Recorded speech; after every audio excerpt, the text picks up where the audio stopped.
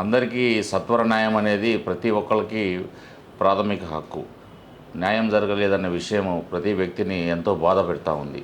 ఈ విధంగా కోర్టుల ద్వారా కొన్ని సంవత్సరాలు కేసులు పరిష్కరింపబడకుండా ఉంటాయి కాబట్టి అలాంటి కేసులని సత్వరంగా పరిష్కరించడం కోసం జాతీయ న్యాయ సేవాధికార సంస్థ వారు ఈ లోక్ అదాలత్ని నిర్వహిస్తూ ఉన్నారు.